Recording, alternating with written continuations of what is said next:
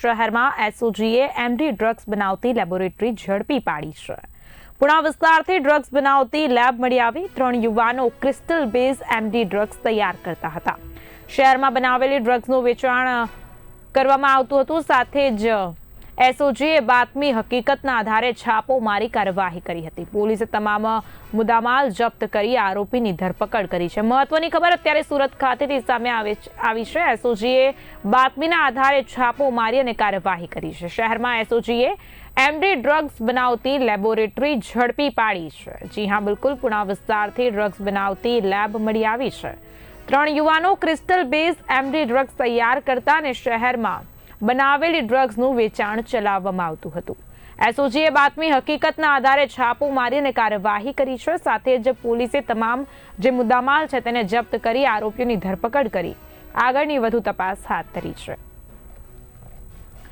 તો આ મામલે વધુ માહિતી સાથે મારા સંવાદદાતા રશ્મિ રાણા ફોનલાઈનના માધ્યમથી જોડાઈ ગયા છે. રશ્મિ, સુરત શહેરમાં એસઓજીએ એમડી ડ્રગ્સ બનાવતી લેબોરેટરી ઝડપી પાડી છે. સમગ્ર મામલો શું છે? પર્વત પાટિયા વિસ્તારમાં આવેલ એક કોમર્શિયલ મોલની અંદર ફૂડ ટેસ્ટિંગ લેબની આડમાં હાઈ પ્યોરિટી ક્રિસ્ટલ મેફડ્રોન ડ્રગ્સની ફેક્ટરી ઝડપાઈ છે. એસઓજી દ્વારા આ ફેક્ટરીનો પર્દાફાશ કરવામાં આવ્યો છે. મહત્વની વાત એ છે કે થોડા દિવસ અગાઉ અમરોલી વિસ્તારમાંથી ડ્રગ્સ સાથે જીલ સુમન નામના આરોપીને ધરપકડ કરવામાં આવી હતી. જેમાં જીલ સુમનની પોલીસ પૂછપરછ દરમિયાન આ ફેક્ટરી બાબતે જીલ સુમન દ્વારા કબૂલાત કરવામાં આવી હતી અને ત્યારબાદ પોલીસ દ્વારા આ પર્વત પાટિયા વિસ્તારમાં આવેલ જે કોમર્શિયલ શોપિંગ સેન્ટરમાં જે આ લેબ ચાલતી હતી તેમાં દરોડા પાડવામાં આવ્યા હતા. જ્યાં ડ્રગ્સ બનાવતી આ ફેક્ટરી પોલીસને હાથ લાગી હતી.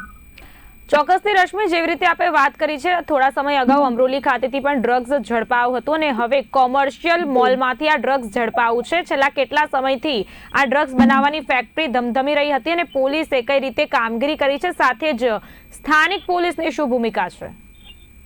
જી, આમાં સ્થાનિક પોલીસને લઈને તો હાલ સવાલો ઉઠી રહ્યા છે. આ જે ડ્રગ્સ બનાવતી જે ફેક્ટરી હતી જેમાં એસઓજી પોલીસ દ્વારા દરોડા પાડવામાં આવ્યા છે અને પોલીસ દ્વારા સિનિયર ટેકનિશિયન સહિત કુલ 3 ઇસમોની આ બાબતે ધરપકડ કરવામાં આવેલી છે. તો પોલીસ તપાસ દરમિયાન સામે આવ્યું છે કે લંડનમાં જે માસ્ટર માઇન્ડ છે ત્યાં બેઠા આ સમગ્ર જે ડ્રગ્સ બનાવવાની ફેક્ટરી ચલાવી રહ્યા હતા અને લેબના માલિક જનક જાડાનીના ઇશારે આ સમગ્ર રેકેટ ચાલી રહ્યું હોવાનું પોલીસ તપાસમાં સામે આવ્યું છે.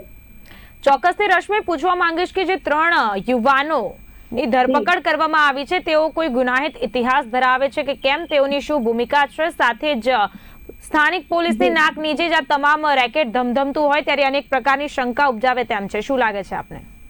જી, આ જે 3 આરોપીઓ જે ઝડપાયા છે તે લોકોના વિરુદ્ધ કોઈ ગુનાહિત ઇતિહાસ તેઓ ધરાવે છે કે નહીં તે બાબતે હાલ પોલીસ તપાસ કરી રહી છે. તો મહત્વની વાત એ પણ છે કે જે પ્રકારે જે આ ડ્રગ્સ બનાવવાની જે ફેક્ટરી ધમધમી રહી હતી તો સ્થાનિક પોલીસની સામે આ બાબતે સવાલો પણ ઉઠી રહ્યા છે કે શું આ બાબતે સ્થાનિક પોલીસને કોઈ જાણ ન હતી?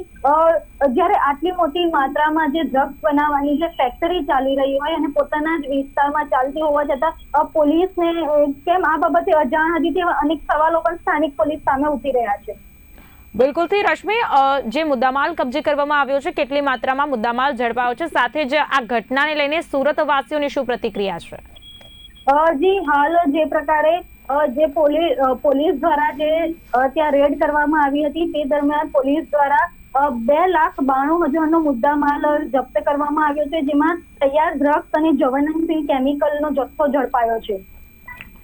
ચોક્કસથી રશ્મિ, સુરતના કોઈ અન્ય વિસ્તારમાં આગામી સમયમાં પણ ડ્રગ્સ અથવા તો ડ્રગ્સ બનાવવાની ફેક્ટરીઓ ઝડપાશે કે કેમ? અન્ય કોઈની સંડોવણી લાગી રહી છે કે કેમ?